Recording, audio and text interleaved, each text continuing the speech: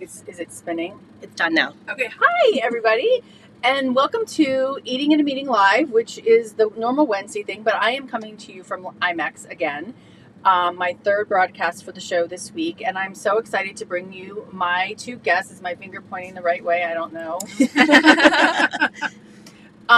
We've got Katie and Emily from Maritz, and we're going to talk about their new event menus app that they're designing. It's not yet released, so we're going to get a sneak peek into that and why they're doing it. So welcome to the show, ladies. Thank you. Thanks for having us. You're welcome. So give the audience a little bit about what the two of you do. I know, Katie, you're like the behind the scenes data coder kind of person. Is that Not right? that technical. I am the manager of technology solution design. So Okay. I hear what our clients are looking for and help our technology teams design the technology Okay. or help solution or pick what we should be offering them at their events. Okay. Awesome. Yeah. Yes. Yeah. And I am the vice president of event management, which Okay. essentially I support all of our meeting and event managers out there, Okay. supporting our clients, designing our programs all over the world every day. Nice. Yes. And how many events do you all produce like a year? I know my team, it's about a little over 4,000, Oh I my think. gosh. So Wow. globally, Yeah. Some small ranges, Right. small to citywide, big conferences like this. Okay. And how many team members, how many planners do you have? At Maritz, we have about 394, and I support our association and corporate markets, and so relatively about 230 are Okay. on my team. All right. Fantastic. Yeah. So you all have been following me. I've interviewed, oh my God, our brain just escaped. I'm not her. Jill Blood, and as well as Rachel, in charge of sustainability, about food and beverage and sustainability. And dietary needs have been on the radar I've been talking about them for 15 years now. So, but what instigated you all designing this, and tell me the exact name of it, but the event menu app? That's really what we're calling it, is the Okay. event menu. Yes. Okay. Yeah. Yeah. And I would say, it came about as we were working with clients and planning for programs. Mhm. The more we really have started to notice just more dietary concerns, but at the same time, just more diverse dietary concerns, right? And so at the end of the day, we want to design experiences for people where they feel included and comfortable. And we're in the hospitality business, and that's what we do. And the more we were noticing that, the more we were seeing a need to be able to bring people to our events and design experiences for them where they did feel included and comfortable. Just like when you're having a guest in your Right. home, Mhm. you want someone coming in your house and, being excited to be there and, feeling comfortable. And so we came up with this idea. Just like if you're going to a restaurant Right. this weekend, you probably are looking at the menu ahead of time to see what maybe that you want to eat, or what sounds good. And so we just thought that would be a good idea and a good way for people to kind of feel comfortable coming in. Okay, awesome. Yeah. And then, so that came from an idea, and it took it to your team. Yes. And then coding and all of that stuff. How do you make that happen? Yeah. So our UX UI team, we kind of brought this idea to them, and UX, user experience, IT, what did you say? UX, so it's user experience. UI is user interface. Okay. I'm a really bad tech person if I don't know that. So our UX UI team then we gave them an idea of what we wanted, and they started building it out. So it's basically just a link. It's a standard link that can be put anywhere. So it's not necessarily an app, but it's a link we can embed in an app. We can put in a note before you go. So it's a great way to just get the word out there of what food is being offered. So our team then kind of created it with a team of Emily's, the brand events team, and between their brainchild and our UX UI team just kind of created this beautiful event menu link. Yeah. And it is, and I actually had a client this summer said, I'm not putting the menus out there because it will show people, they're going to leave and not eat our food. And I'm like, well, your budget warrants them doing that, but but when you don't want them to leave. Correct. So I think, to me, my argument with her, or my argument with her is like, no, you want people to be able to experience it and know, do they need to go get something else to eat because Correct. of a dietary need or physical, neurodivergence, right? You plan for your day too. Like Right. you think about Yes. even just coming here. Granted, we don't know what the menus are. It's kind of on your own, but I know my breaks in my schedule when I can go get something to eat or a snack. Right. So do I throw a bar in my bag Mhm. to eat it if I know I'm not going to get a full meal of, say, protein at Mhm. dinner, or there's not a lot of pescatarian options? Right. People can plan their day to still feel more included, like Emily was saying, Right. to be a part of the event. Yeah. And I feel like for me, I would be more apt to go if I knew ahead of time Right. and I knew, oh, maybe I should eat a heavier lunch or maybe I should grab Correct. something on the way Right. so that I didn't get to the event not knowing what was being served, then found out I couldn't eat, and then Right. you're like so hungry and you're like, I've got to go get food. I can't Right. stay here. Right. You know? And then you've left, and my discussion yesterday in the presentation session is that I've left and I've not built that relationship. I've not closed that deal. I've not learned the education that my client or my company sent me to go learn, etc. So it diminishes that. Right. Right. So what dietary, because you mentioned pescatarian, so Yes. what dietary needs and allergens are you including in this in labeling? Yeah, so it really kind of just depends on what's coming from the chef, the restaurant, the hotel venue. But Okay. we're looking at the big ones, the ones that are allergens, which is dairy, gluten, Mm-hmm. and then the other main ones, which are vegan, vegetarian, Okay. pescatarian, nuts. I think there's 9 total. I don't know if I got There's to 9 that. Contains allergens. dairy. Contains Yeah. dairy. Yes, there's Yes. 9 allergens, and then there's vegan, vegetarian, pescatarian. Yeah, so they're like, we have 9 total, Uh-huh. but again, that changes. That's just Okay. what our standard is right now. Okay. If we feel that a client has something else they want to add, we can Mhm. do that. Yep. I like to add when an attendee says, "Oh, I'm allergic to garlic," add that. I mean, Yeah. So those are the main labels, but then Yes. if we are able to get the actual ingredients, then Right. we're going to list all of those as well. Okay. So if there are seed oils or something else, Right. hopefully that's listed. But again, we're dependent on what the chefs Right. or the restaurant Yes. or whatever may give. And your camera is frozen. My camera is Yes. frozen? Okay. Well, hopefully it pops back up again. Mm-hmm. What was that ding? All right. You're good. There you go. now. Okay, We're perfect. we're back. We're back. Well, and actually that brings up a good point, because the other day or a couple weeks ago, a planner posted in a Facebook group saying who's getting pushback from venues on labeling, and this one convention center said, we will not label for the top 9 allergens because of liability reasons.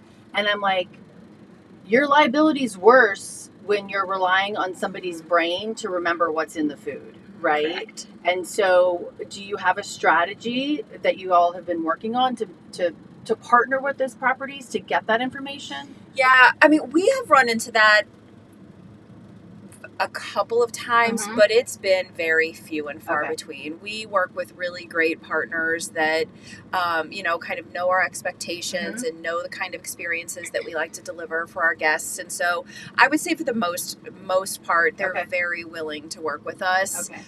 Very willing. I mean, it also, I feel like it makes their job easier, Oh, yeah. like ahead of time. It gets things done sooner Right. because we have to know things further ahead of time to be able Right. to prepare for Very it true. and put it in the technology. So they're getting the answers that they need potentially sooner as well, Right. which helps them. That's a really good point. Yeah. Yeah. And, I have found that in 99% of cases, our partners are really willing to work with Okay. us on it. That's good. Mhm. So when I'm an attendee coming to one of your events, Yeah. and how does it, so I'm given a link, you said, in an email or maybe on the event app, and Yeah. I pull it up. Is it all of the menus listed in one link, or how does Yeah, it work? so everything is listed in one link. What we do is have it set up by date, venue, whatever. So you first day of your event, you click on that, Uh-huh. and then it could be breakfast, and then that breakfast is going to list. It's going to tell you where the event is being held as well. So Okay, perfect. if you're on-site, off-site, it's going to tell you if this is an off-site meal or an on-site meal, and then it's going to just list everything that's included. So if you have oatmeal, Right. we'll say oatmeal, whatever, but then all the accoutrements to the oatmeal Right, yep. could be listed as well. So we break it down like that. So everything that has a bowl or a plate or something that's being offered on a buffet, that would be listed inside of that per Yes. venue, per date, per Yeah. time, per meal, everything.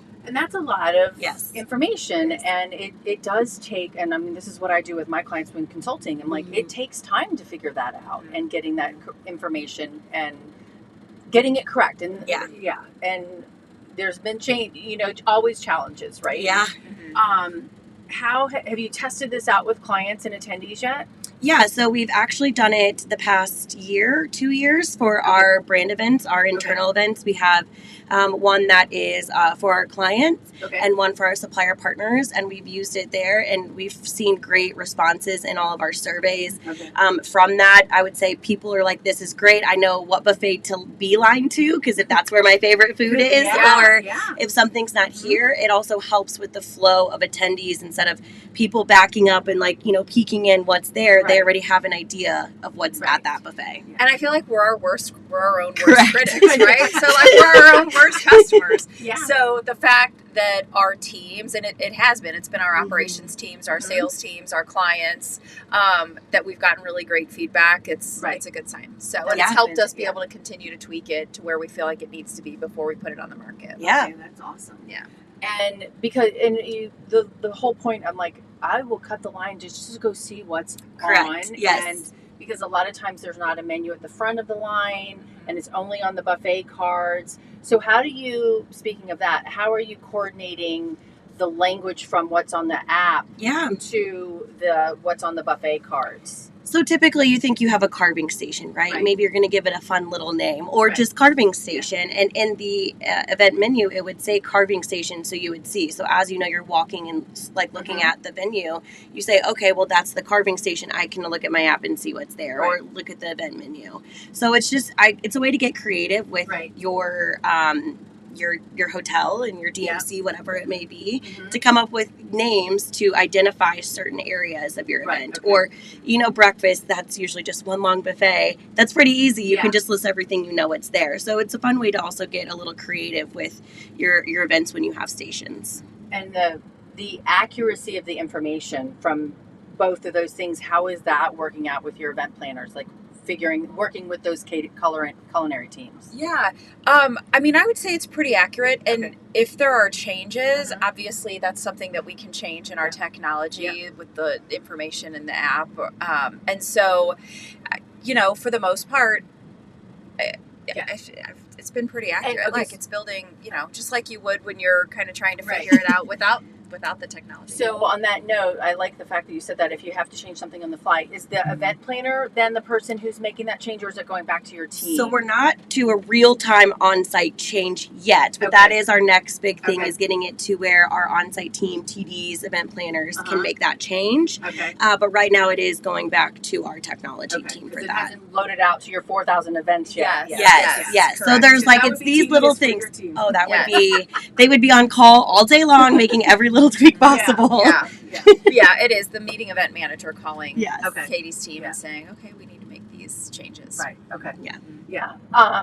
Now, because I've interviewed Jill, right, and we talked about compliance and then the My Health, My Data information, you're not putting out individuals' dietary needs on there. You're coding it based on their needs. Correct. So how does that, have you seen it helping with compliance and liability and risk management around food? And going back to that liability question from that catering partner, but I don't think we've seen it yet because, like we've said, it's only been used right now within our own events. Right. But I could see future forward where it would help because it does give people that advance notice, and it's just another step that we're taking, even pre-program, to be able to communicate transparently with our guests and our attendees, kind of what's going to be happening, what their options will be. And so it's just an added layer there. I mean, and we're still labeling food on site, yes, it's not a replacement. It's definitely not a replacement for all of the precautions that we're still taking today on site. Yeah, I mean, because you can't put that on the app and then just assume people are going to know what the food is. Right. And correct. Because I've been to events and they put it on a big TV screen here, and can you do me a favor? There's a photographer in your booth ready to shoot us, take photos of us. His name's Jerry. Okay.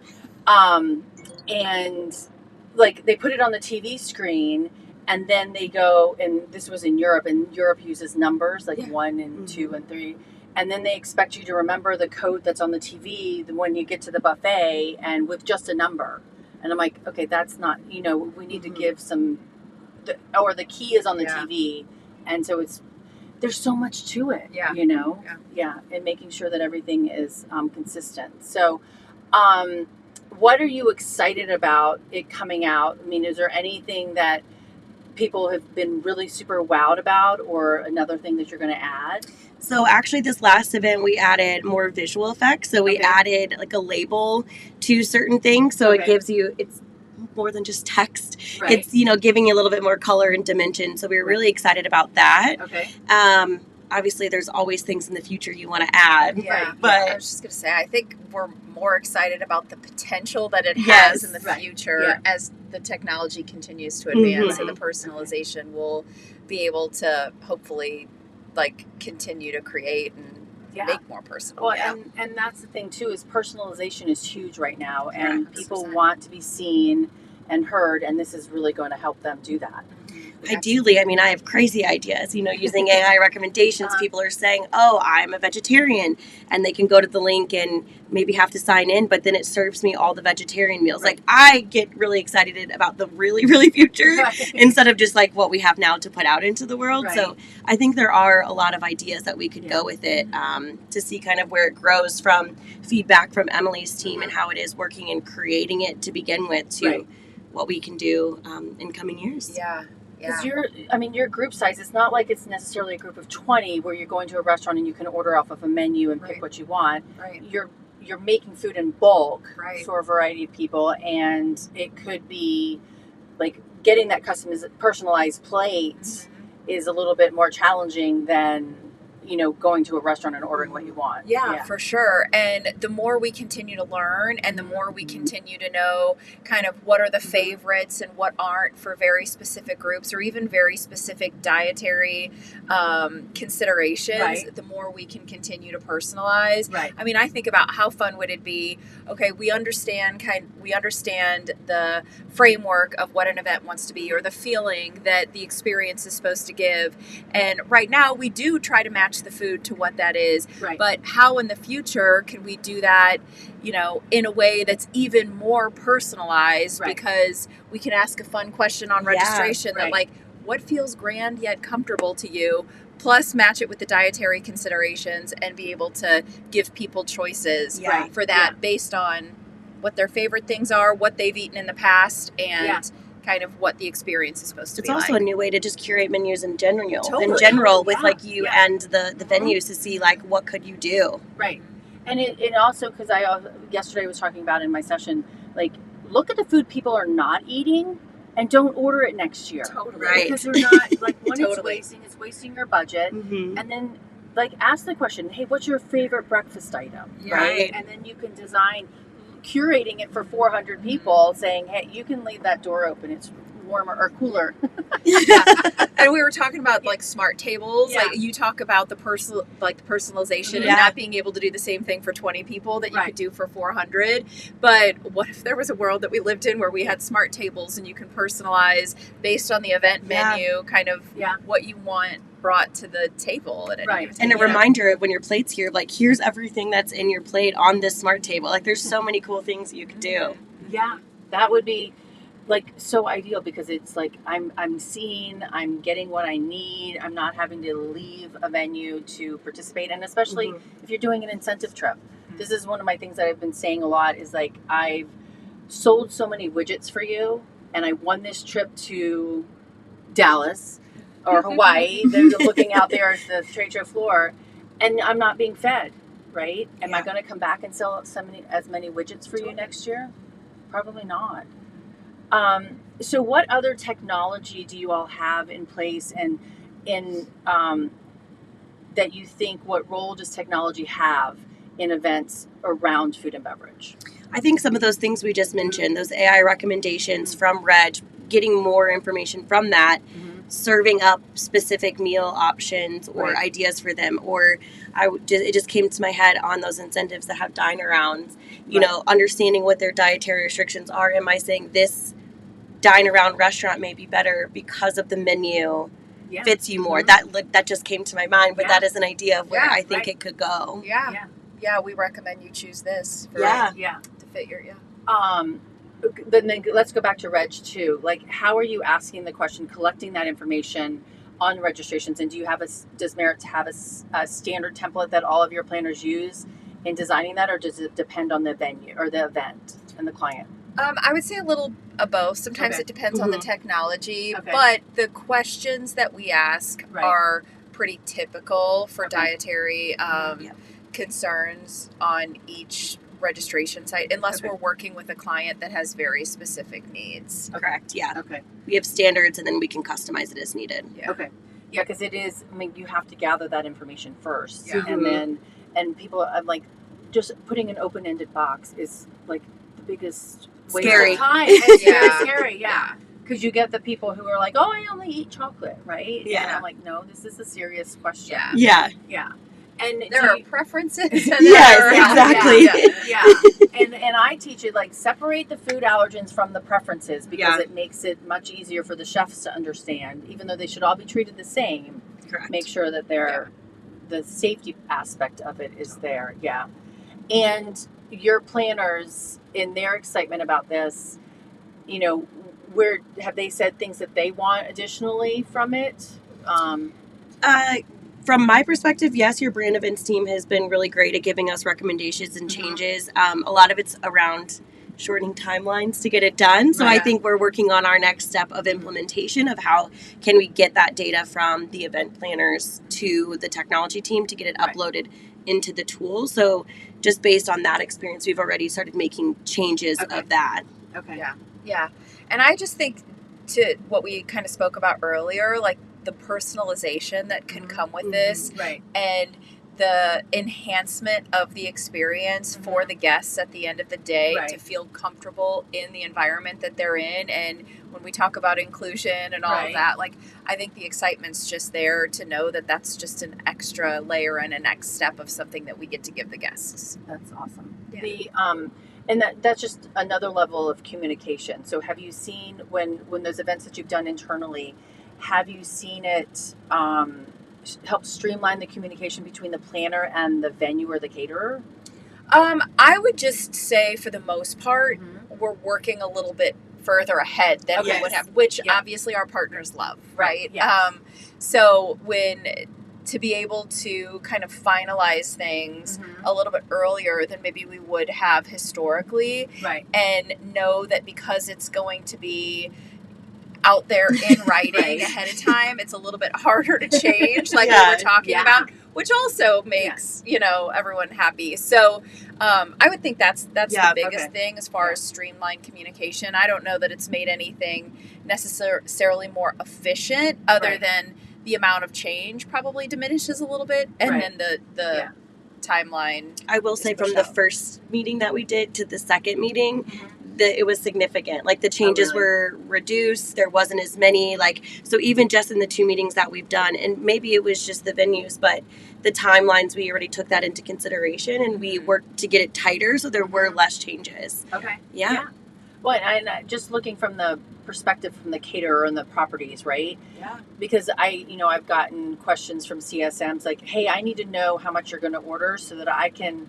The CSM's the one that's ordering the food and beverage, and so that's their sales opportunity, right? And so they need to show what they're bringing into the table financially wise, and it helps them forecast what their spend is or what their revenue is on that food and beverage, because it's really not.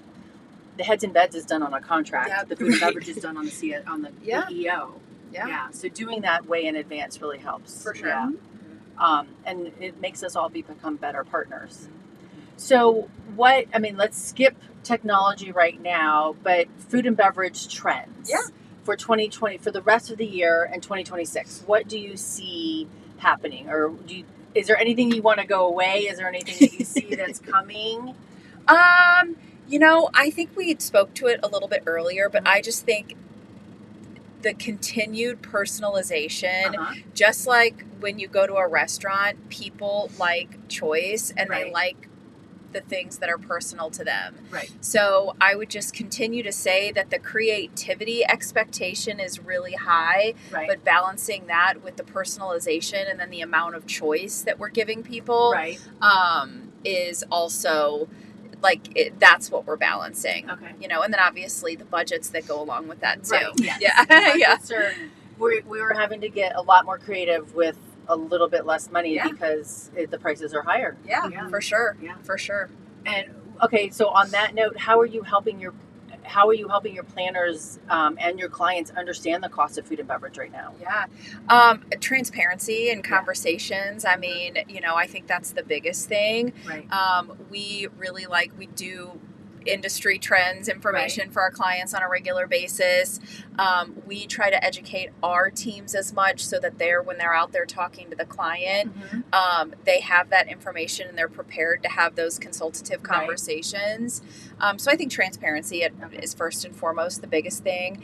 But also it's then helping them prioritize, based on what their priorities are, where we should be focusing, and sustainability plays a part in that as well, and how those conversations come in to be able to, in certain ways, save money in the choices that you're making. So, And it's a huge, I mean, it's always been the number one expense. Yeah, and it's for sure. We're having to be a little bit more creative on it. So one of the questions that I've been asking yesterday and the last couple of days on the show floor is, we're in IMAX. We've got all of these destinations. Where in the world would you want to go eat first, based on all the destinations that we? That is such a hard question. Man. So, okay, I don't know exactly which booth, but I would say I would probably pick pizza first. That's so weird. What country do you want to go to? What country? Yeah. I mean, I guess Or Italy. see- I guess if Yeah. we're talking about pizza, but or Detroit or Chicago or one of those. Right. Only because I feel like pizza is good no matter where you are in the world, no matter if it's breakfast or dinner time, if it's cold Hot or or cold. warm, if it's thick or thin, Uh-huh. I will always eat a piece of pizza. Yeah. Awesome. I would be the person saying I only eat chocolate, so I want to find the different chocolates on the show floor. Okay. So just, see if there's different ones from different places, and Mhm. I've been dying to try Dubai chocolate, so Okay. I may have to go find some. Definitely. Yesterday I asked some people walking in, and somebody said it's early in the morning, Tracy. I want my coffee from Colombia. Oh, Oh, okay, that's a good too. one. Yeah, but then somebody replied back, nope, Puerto Rico. I want my coffee from Puerto Rico. And then yesterday I was given coffee from Singapore. Yeah. Okay. And, Oh, and I don't drink coffee, but I'm like, well, hopefully you just heard me say that. Sorry, you gave me coffee, but I'm going to give it to somebody who really, really likes it, and give you a test. But I mean, it's so. And yesterday, 5 people said Japan. They wanted to go eat sushi in Japan. Oh, So, that's good. okay. yeah, so, I love that. But I mean, and my other question that I had the other day was, it's for Smart Monday. It was what's something smart that you've seen done with, or that you've done, or you've seen done with food and beverage? Not talking about your own event app, menu app. What do you think? That's a good question. I mean, I don't know. My favorite are always the most creative, and I mean, I'm gonna bring in a little bit of technology, but food on conveyor belts. So I've seen stuff come out of a conveyor belt, and again, this kind of helps with waste because you're only serving what people are actually coming up to the window to get, but they're servicing it super creatively, and so you're not continuing to make what isn't being put out there. And so instead of putting 400 things out at one time, you're putting out one at a time when someone comes to get something, and Okay, food that's waste. pretty cool. Mhm. All right, awesome. Katie? Kind of boring. I don't know. I mean, I think sometimes simplicity is key too. That is so creative and how that works, but sometimes just macaroni and cheese on a plate. You can get super easy and not have to get super over creative. I think making people feel comfortable at home sometimes too. You're at this event, you have long days, you're learning a lot of things. Nothing's better than a home cooked meal. So when people channel that into their meals, the family style, I love that. Yeah, I do love a family style meal. Okay, so when we're thinking food and beverage, personalization or personalization for you, in the morning or whenever? Is it coffee, tea, or water?